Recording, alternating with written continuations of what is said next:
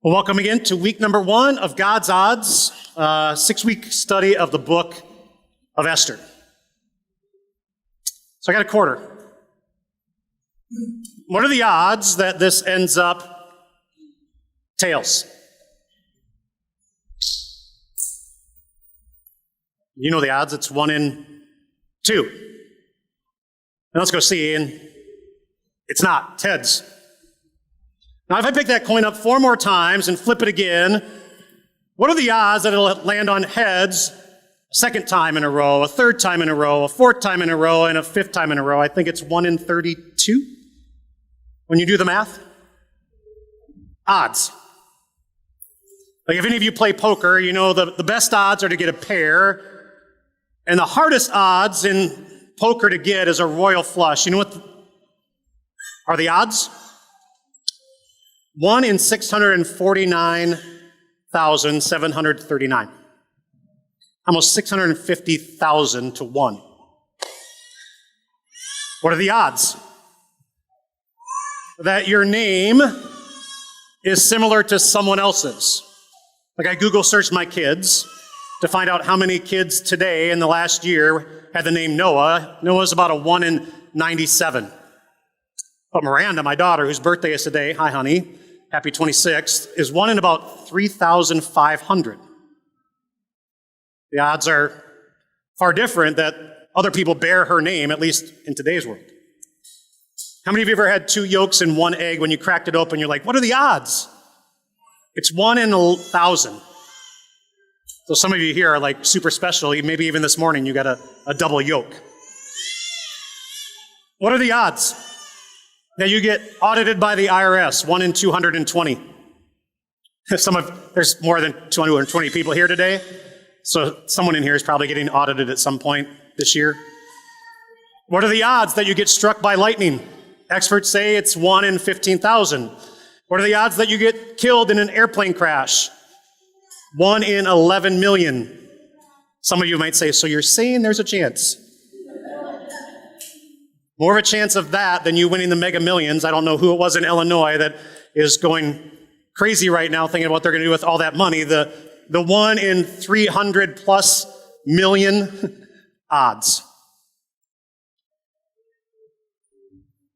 Like when you think about life, when you think about numbers, when you think about odds, sometimes the odds are really good. They're in your favor. They're 1 in 2 or maybe even better. But sometimes the odds are astronomical that you get 5 numbers plus the mega ball number all together on one line on a sheet of paper, and your life has changed forever.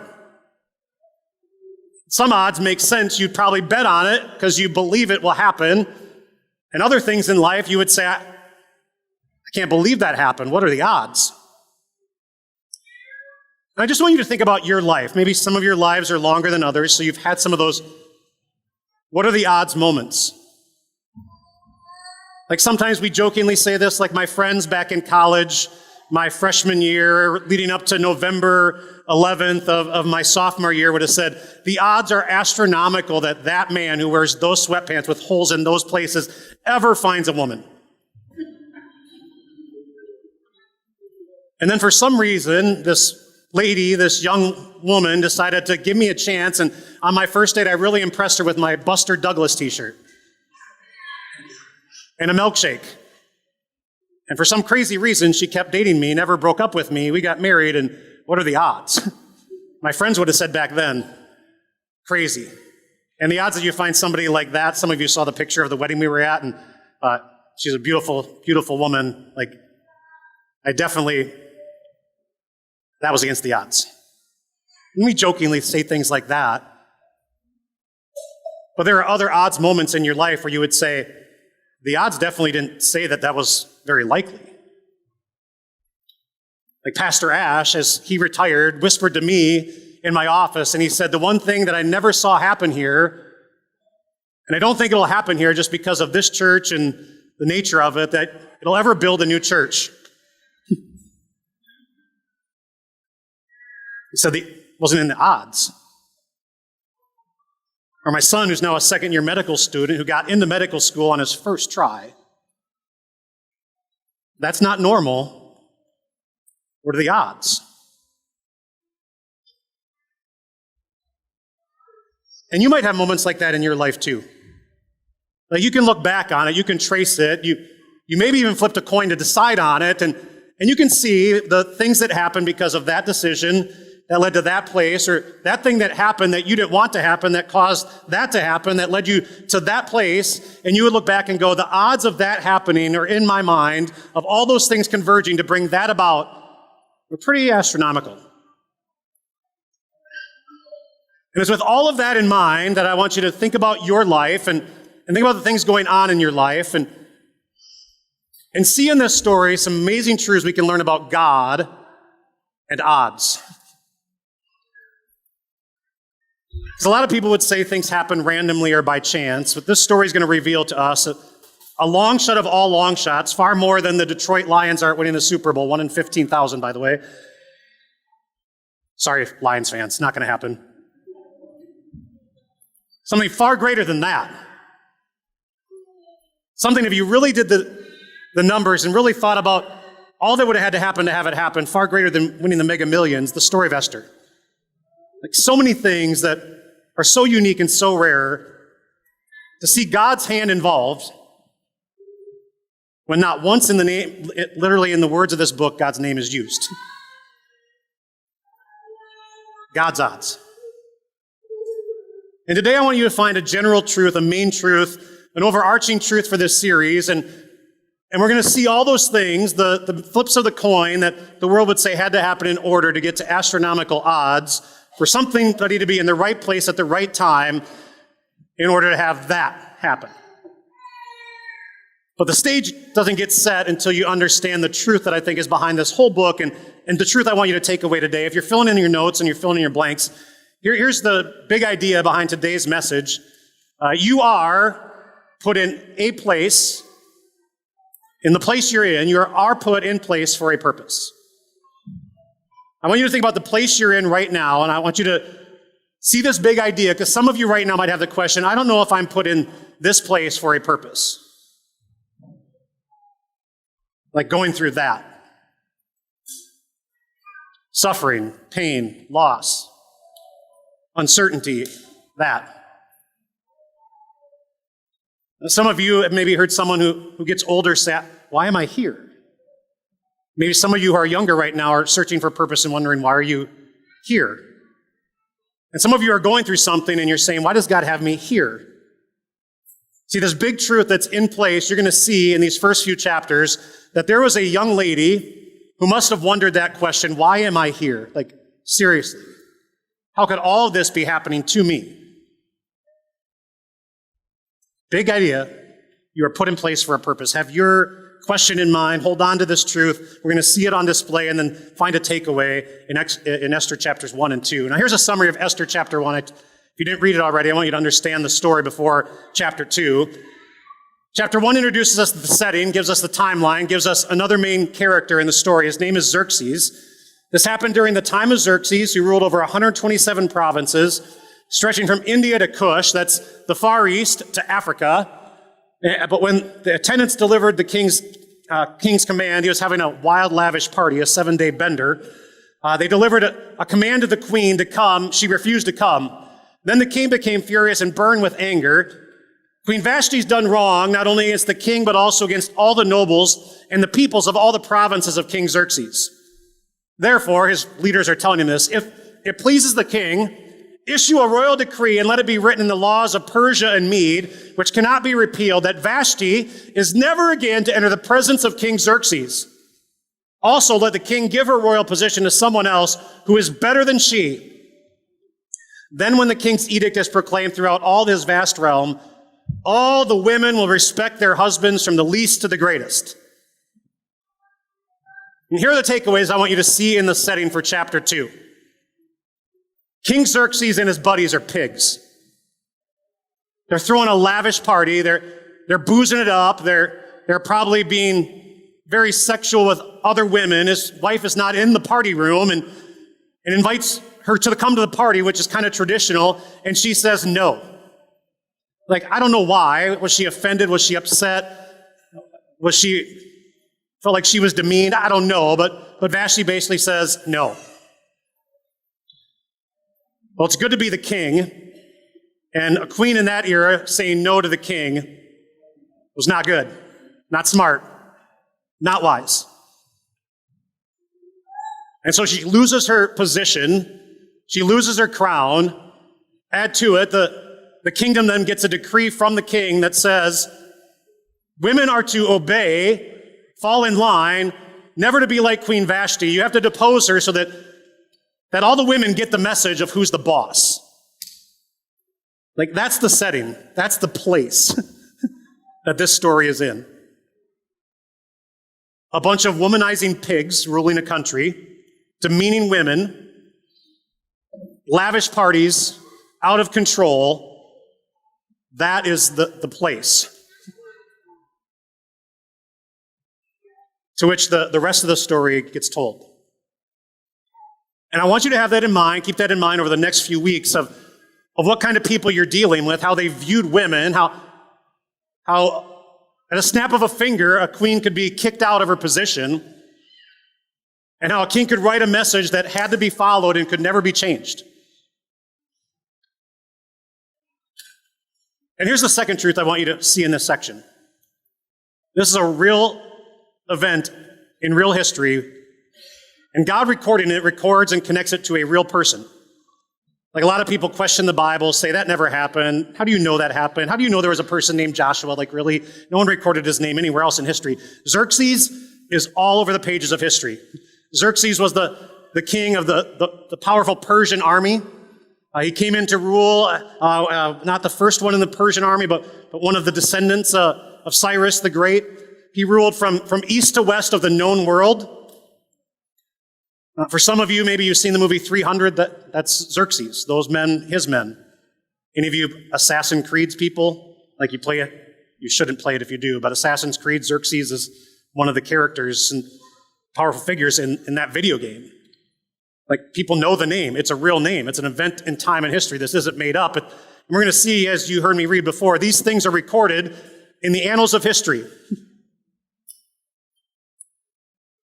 And so when we talk about God's odds, history records these events. These are some of the few events outside of the main history of most of the Old Testament. Like, most of the Old Testament covers 1500 BC to 1000 BC, or a little after. 1500 BC is Moses, 1000 is David. The next few years down to about 600 are the other kings. So literally this 1,000-year gap of time covers most of the Bible, but these are right at the end. This was written around, the events took place in 500 BC. So right before God shut off communication and recording of Scripture. Some of the last words, perhaps written in all the Old Testament, this story, God's odds. And I want you to have all that in the background. The point and the place that you've been put is where Esther was at this point. That's where he picked it up in chapter 2. You heard these words before. When Xerxes' fury subsided, he remembered what he had said and decreed about her, and part of the decree was, we will find someone to replace her. So then the king's personal attendants proposed this as the plan. Let a search be made for beautiful young virgins for the king. This advice appealed to the king, and he followed it. Now there was in the citadel of Susa a Jew of the tribe of Benjamin named Mordecai. You heard me read that before. He had a cousin named Hadassah whom he had brought up because she had neither father or mother. This young woman, also known as Esther, had a lovely figure and was beautiful. Mordecai had taken her as his own daughter when her father and mother had died. I just want you to stop and think about that. At this point, in this place, with all that history of what's going on, do you know what had to happen and what had transpired and what, no doubt, Hadassah, Esther, must have had in her mind? When the king's orders and edict had been proclaimed, many young women were brought to the citadel of Susa and put under the care of Haggai. Esther was also taken to the king's palace and entrusted to him, whom had charge of the harem. Like, sometimes people have made Esther into this beauty pageant, this amazing story of the Little Mermaid, the unlikely character who gets to become the princess and the queen. This is sex trading. Like, these are young girls, as described in those words, taken from their homes and forced to go and be put in a harem to be looked at as sexual objects.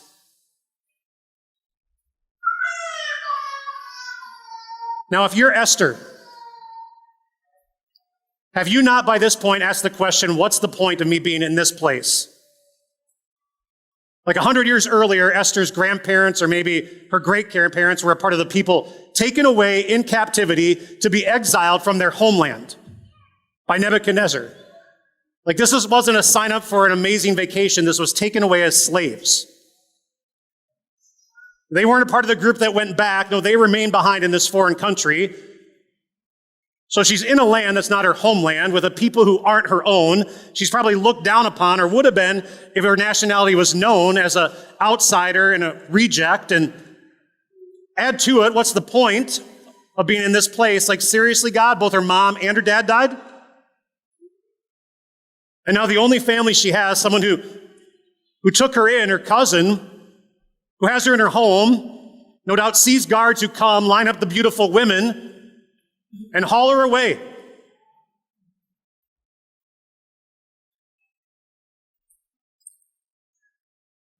Like the big idea you have to have in your mind, if you've ever asked the question, like, God, I don't get the point of this place at this time. That's Esther. Why me? Why am I here? Seriously, God.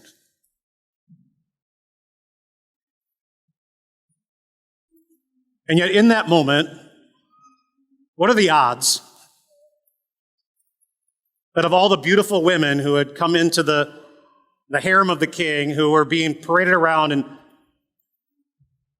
viewed as objects for the king to pick one, that Esther, this Jewish girl named Hadassah, would be the one chosen by and win favor by the guy in charge of the women.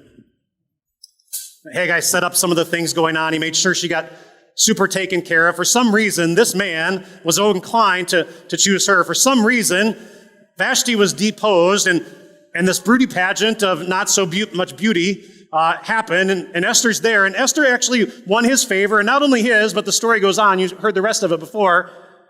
She goes and she gets selected by the king, but as she's there, even before she's selected to be the queen, Mordecai's there walking back and forth every day to keep track of her. He didn't give up on her. He didn't say, nothing I can do. No, he comes to the gate. He stands there every day. He makes sure she's okay. And then she's chosen to be the queen.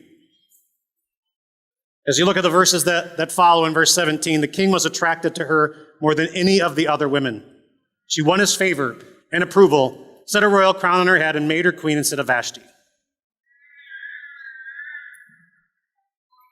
And you still might be wondering why. Like, if you were Esther, would you think this sounds like a great job? Like, if you know the Jewish culture, you know what they were told about who to marry, who not to marry. Like, they weren't supposed to cross cultural lines. They were supposed to marry someone of their religion and faith. She's marrying the ultimate heathen of heathens. The guy who throws bender parties and views women as objects. Sound like the ideal husband you're looking for Vivian someday?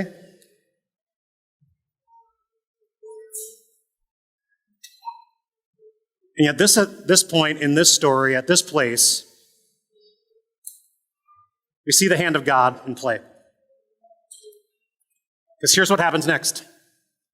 Like, you caught the rest of the story and you kind of wonder why the Mordecai part. Mordecai is sitting at the gate, overhears these two king's officers who were guarding his doorway. Like, these two are probably the part of the group of the 300. These are the mighty men. These are no idiots. These are people who are good with battle and good with strategy. Like, you get put in charge of the king's entrance. Like, you're the last line of defense. Like, you're the you're the security for the president, right? And the people closest to him, the most trusted of them. Like, they conspire to kill him. Mordecai finds out about it. Only way he could find out about it is because he's walking back and forth by the gate, keeping tabs on his cousin who he cared about, wanted to make sure she was okay. For some reason, maybe they didn't see him or they didn't think he was all that smart. They're having a conversation out there. He gets wind of the plan. He tells the queen, who tells the king, and he gets credit for it. And the king finds out that it's true. The final verses tell us that. And those men are killed. They're executed. They're put to death. And all this was recorded in the presence of the king's book and his annals. so it wouldn't be forgotten. Everything that had to happen transpired. The dominoes that had to fall, that seemed so, what's the point? Now what? It gets worse and worse. God, why would you have me here? Why would you want me here? What good purpose could come out of any of this? And yet Mordecai, caring for his cousin, wanders and stumbles into the conspiracy theory and tells the king's life is spared, and he gets credit for it. God has you in a place for a point. But think of all the wheels, all the evil, all the bad, all the unknowns, all the uncertainty that had to transpire and happen in order for that to happen. Like, God works in bad, God uses bad, God's in control of all things. And I know you can look at it and go, but is it really God? Or just a king who's not very good, who ID'd the hottest young girl to make his wife? And sometimes God can cause evil kings to do not so good things to bring about something good at that point, to bring about his purpose in a place. And I want you to hold on to that event, because that event happening is important for the rest of the story. Mordecai at that gate, hearing those words, saving the king's life. Which leads to today's truth. Like, all this is background. This is perhaps a background truth for the whole story. But you see this on display in these verses, and you're going to see it play out over the next several chapters. God's power always has a good purpose. If you're going to learn any two doctrinal truths in this series, and you're going to see them on display, you're going to understand the tension that we wrestle with when we talk about this point at this place in this time, why God has you here. His sovereignty, if you're writing down words, sovereignty, God's rule and reign, the fact that God rules and reigns over all things, his sovereignty, his power, that God can do anything at any point in time. He can step in, he can act. God's power to create, God's power to act, God's power to use, God's power to move sinful kings and bring about his purpose. God's power always has a good purpose. Sovereignty is power. Providence is purpose. God's rule and reign, sovereignty, God's rule and reign for blank, purpose, providence. And here's the thing about power and providence. Like, we wish God would step in with power all the time and simply act and do what we know God can do, right? And when he doesn't, we question his providence. The why, the purpose, the for. See, the only thing we get to understand, sometimes this side of heaven and sometimes not, is the for. It's providence. Like when you carefully navigate that accident and you don't skid or hit the right or the left wall, but you go through it unscathed, and in the moment you go, angels of God, providence. Like, hindsight 5 seconds later tells you someone else was stepping in to save me. Sometimes you get to do it 5, 10 years later. Like, I can celebrate the providence of God on my daughter's birthday, which was 26 years ago, trace it back to that date, which was a lot longer ago, like 32 years ago, 30 years ago, and I can trace it back to something that happened before that when I chose not to leave school and chose to stay in school, and the next fall I meet this girl. Like, I can see everything happening down the road and how God, his rule and his reign for me was in play. God's not a puppet master pulling all the strings. I had choices, but his providence is always with a good purpose. And I need you to hear that right now, because some of you are in an Esther moment because you don't know why. You may get hindsight. Esther did. You may not. But you need to celebrate and understand in this story and see sovereignty and providence. Power always has a good purpose. God is always at work for a good purpose. You know how I know that? Because he promises it. This verse, sometimes misused by Christians, I want you to hold on to, come back to it throughout the rest of the series because it reinforces today's truth. We know, as Christians, we believe, Paul says, we know, not just head knowledge, but experiential knowledge by faith. We know that in all things, God works. In Red Sea moments that are so good and amazing, and Job moments that are so horrible and so painful, we know that in all things God is working at sovereignty and providence.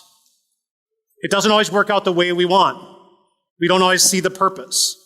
Sometimes it involves pain and ugly loss and death. Sometimes it leaves us unknowing. Sometimes it's because of our own doing that we're in a certain place at a certain point. But you know what God can do in all things? He can work for the good of those who love him. Like I know people who have landed themselves in prison because of their choices. And in that moment, in all things, God is sovereign and providence for can work for the good and will. Maybe the good God is working for right now and in the mess that you are in is to bring your heart to repentance. That's good. In the midst of the sadness and the pain, due to nothing you did and the hurt, God's promise is still real. He's at work in all things for good because he loves you. Sovereignty, great power, providence, it will always serve a good purpose. And I know that's hard, and I know that's messy, and I know some of you right now might not wholly believe me. But I'm guessing in those moments right then and there, as all that happened to Esther with every domino falling, her family getting hauled off into captivity, her parents being taken from her and dying, her being sex traded off and used as a sexual object by the king. She wouldn't have seen it in the moment, but later hindsight's going to give us an answer that reinforces that truth. God's power, good purpose, sovereignty, providence. And I want you to hold on to that in those moments when you're not certain. Because here's what God says about his promises and his plans. Hold on to this verse. And connected to this one, the plans of the Lord stand firm forever, the purposes of his heart through all generations. God works all things for the good of those who love him, who can called according to his purpose. And you know what his ultimate purpose for you and for me is? Heaven. And you know who set aside his sovereignty so that you and I might be there? Jesus. And you know why he did that? Providence. His rule and reign for you and me was desired for all eternity. And so God planted him in a place for a point to accomplish his purpose. Like the name of God might not be found on any of the pages of this book, but as you're going to see over the next few weeks, that truth and that takeaway reinforce that promise. Because some people would say, this was random luck. It's against all odds, but Mordecai just stumbled into the right place at the right time. Esther, might have been in the wrong place at the right time, but it brought about that. No, I would tell you this about God's odds. God's time is always the right place, because it's God's place. At the right time, because God rules over time. And the odds when they're in God's hands are always good, because his sovereignty and providence is for you and me forever. Let's pray. Heavenly Father, we see this story, and there's so much more to it. Like Esther was living it.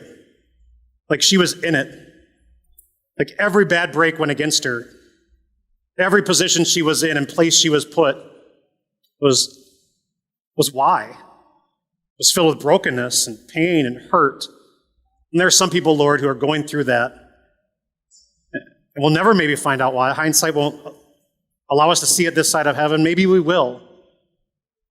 But in those moments, let us hold on to this truth that we're seeing God at work 2,000 years ago, 2,500 years ago, and having people in a place for a point. Because God's power always serves a good purpose. Lord, as the next few weeks unfold and we see more of these God's odds moments that defy everything, but how you use them to bless, help us see it too. Because maybe the place you have us planted right now is intended to bless that person, bless us, or keep us in relationship with you until the ultimate blessing you have in store for us. So Lord, whatever it is, whatever the point, help us see the purpose. Amen.